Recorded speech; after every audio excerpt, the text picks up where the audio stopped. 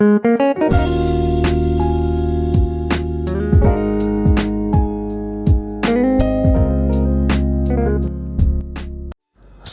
warahmatullahi wabarakatuh. Ini adalah tutorial instalasi PrestaShop. Kita bisa mulai mendownload PrestaShop dengan mencari di Google, misalnya seperti itu. Kita masuk ke situs PrestaShop, kemudian kita bisa download. Kita bisa memulai dengan memilih profilnya, bisa mau merchant, mau freelance, agensi, atau lainnya. Mungkin merchant saja. Sebenarnya juga tidak perlu dipilih, cukup klik 2 seperti itu, kemudian download. Nanti kita akan diarahkan ke halaman yang download otomatis seperti itu. Dia otomatis akan terdownload sekitar 60 mega. Nanti dia akan berproses untuk downloadnya.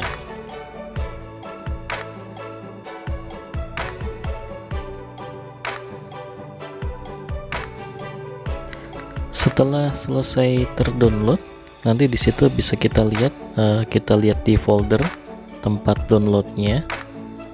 Nah, di situ sudah ada PrestaShop versi 1.7.6 sekian seperti itu ya, dalam bentuk zip.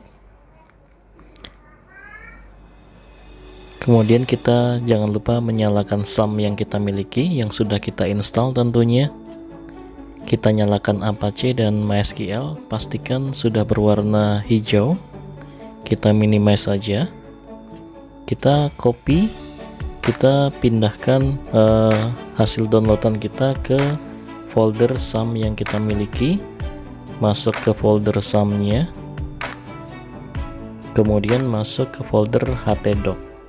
Nah, di situ ada folder htdoc. Kita masuk, kita pastekan di situ.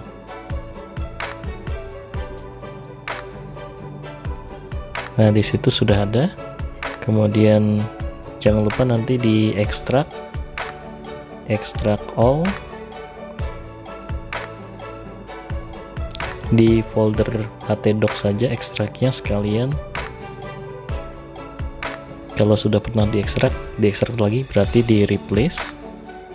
Nah, di situ kalau kita buka hasilnya, di dalamnya ada folder PrestaShop.zip. Itu juga kita ekstrak ke dalam folder htdoc langsung saja ya.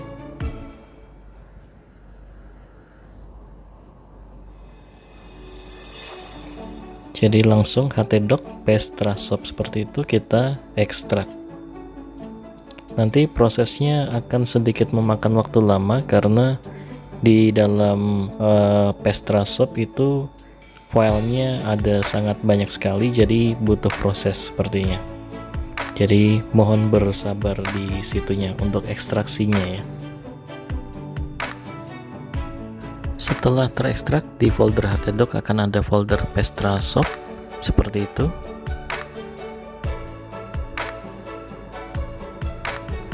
Kemudian kita bisa masuk ke localhost, kemudian PrestaShop.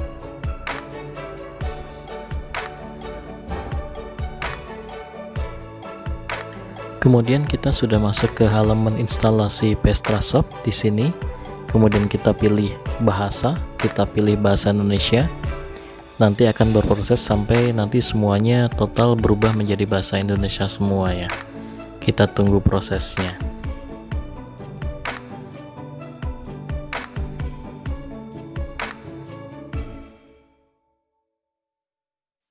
Oke, bahasanya sudah berubah menjadi bahasa Indonesia semua. Kita bisa cek, di situ sudah muncul tombol berikutnya. Nanti prosesnya akan ada perjanjian lisensi, kemudian kompatibilitas sistem, informasi, konfigurasi, dan instalasi. Kita klik berikutnya.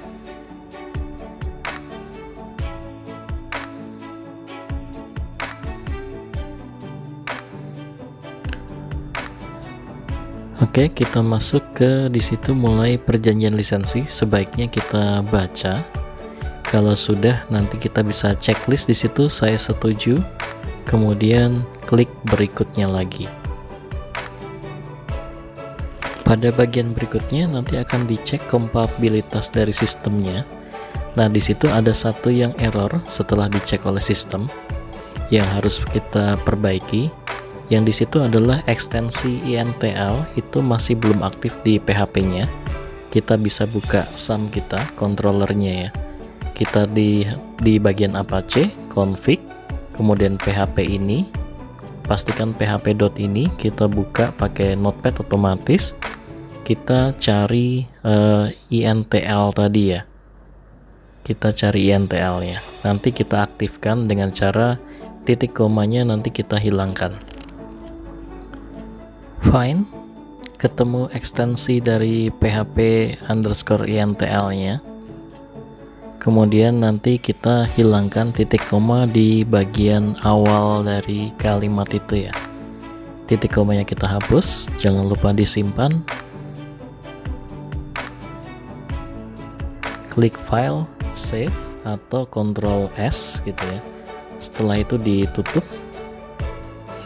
Nah, kemudian Apache-nya di restart dengan Apache-nya di stop, diklik, kemudian klik start lagi. Itu sama saja merestart Apache-nya.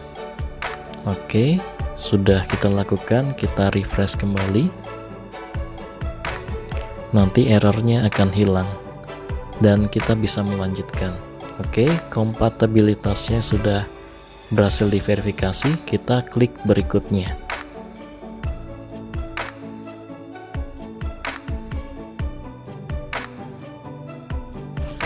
Oke, pada bagian ini kita akan mengisikan data-data tentang toko kita. Kita isi di situ nama dari toko kita.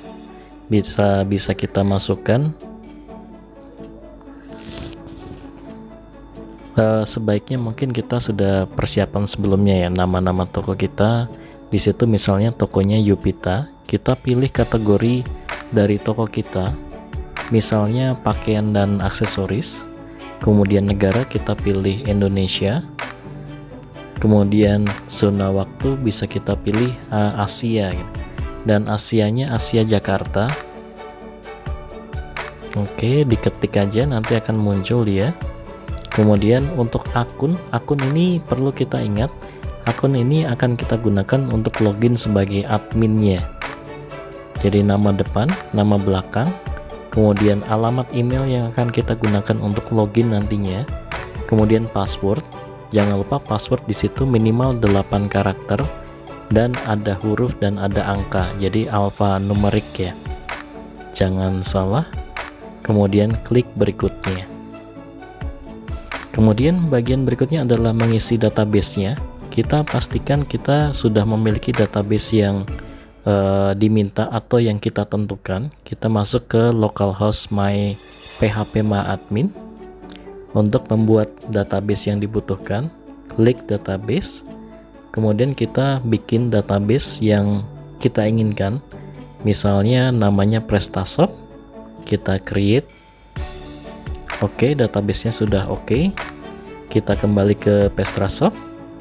Di situ 127 itu localhost juga, jadi biarkan saja. Nama database-nya, usernya root, passwordnya kosong. Kita coba tes koneksi. Koneksi berhasil. Kemudian bisa kita lanjutkan dengan klik berikutnya. Nah, instalasi di sini akan memakan waktu cukup lumayan lama karena berbagai macam hal nanti akan dilakukan. Seperti di situ membuat parameter berkas, membuat tabel database, kemudian nanti mengisi database-nya dan seterusnya ya. Prosesnya akan membutuhkan waktu yang cukup lumayan. Jadi sambil itu berproses, kita bisa sambil menyiapkan berbagai macam data yang akan kita masukkan ke dalam toko online dengan basis PrestaShop ini. Jadi mulai dari gambar, deskripsi, harga, kemudian potongan harga jika ada, ataupun hal-hal yang lainnya.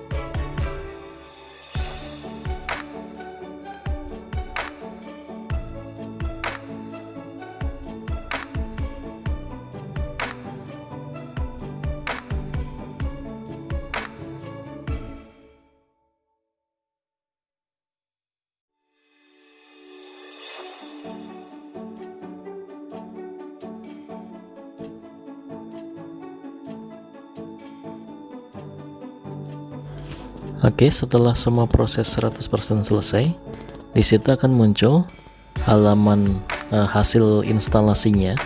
Itu adalah akun kita yang akan kita gunakan untuk mengatur bagian pengaturan nantinya. Dan jangan lupa di situ untuk alasan keamanan folder install sebaiknya kita hapus. Folder install itu ada di dalam folder PrestaShop. Di dalamnya ada satu folder install. Nah, itu dia install, kemudian kita bisa hapus ya untuk masalah keamanan sehingga nanti tidak mengganggu. Kita delete folder install, yes. Kemudian dia akan menghapus folder install. Kemudian kita bisa kembali ke halaman tadi untuk bisa membuka halaman antarmuka ke penggunanya dan juga halaman ke backendnya ya, tempat kita mengatur-ngatur berbagai macam hal. Nah, di situ untuk front endnya, itu untuk back endnya, maaf, dan itu front endnya. Kita bisa klik front endnya. Nah, kemudian muncullah halaman antarmuka penggunanya. Di situ di atas itu ada slider. Bisa kita lihat slider 1, slider 2 biasanya kita gunakan untuk promosi ya. Pada bagian bawahnya di situ ada yang populer gitu ya. Jadi produk-produk yang populer akan tampil di situ. Pengaturannya nanti ada di backendnya ya. Kemudian di bagian bawah itu ada hal-hal yang lainnya terkait dengan informasi dari toko kita, link atau promo diskon. Itu nanti akan muncul di situ ya. Ada beberapa bagian. Yang bagian paling bawah itu informasi seputar produk kita, informasi toko, akun kita, dan perusahaan yang dimaksud kita, yang kita miliki. Nah, salah satu yang tadi kita klik kaos, kita pilih warna hitam. Ukurannya juga bisa kita sesuaikan sesuai dengan pengaturan yang kita lakukan di belakang. Nah, untuk di sini data yang digunakan adalah masih data dummy ya. Untuk mengaturnya kita bisa masuk back office. Ini adalah halaman back office-nya. Nah, di situ ada alamat email yang kita daftarkan tadi, passwordnya, login, kemudian kita cek tetap login kalau mau tetap ikutan login gitu ya. Nah, satu hal yang perlu kita ingat di situ adalah pada saat aksesnya, di situ adalah kita menggunakan admin 03 sesuai dengan folder admin yang di-create oleh PrestaShop di situ. Di folder htdoc PrestaShop, kemudian admin 03 9 bla bla bla seperti itu. Jadi itu kita samakan sehingga kita bisa masuk ke halaman back office-nya. Kita klik login dan dia proses masuk ke halaman back office-nya.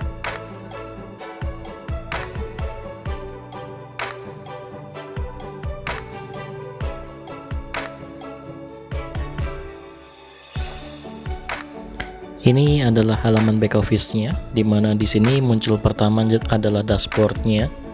Kemudian kita bisa lihat bulan, tahun, tanggal, dan seterusnya. Di bagian kiri ada penjualan. Penjualan mulai dari penjualan, invoice, kemudian sampai daftar belanja. Di bawahnya ada katalog, tempat kita memasukkan produk, kategori, monitoring, atribut, sampai kita ngurusin stok semacam itu. Di bagian bawahnya ada pelanggan dan sebagainya. Ini adalah tampilan utama dari back office-nya, tempat kita mengkonfigurasi, memasukkan data, kemudian mengelola data kita, baik data produk ataupun nanti penjualan, seperti itu.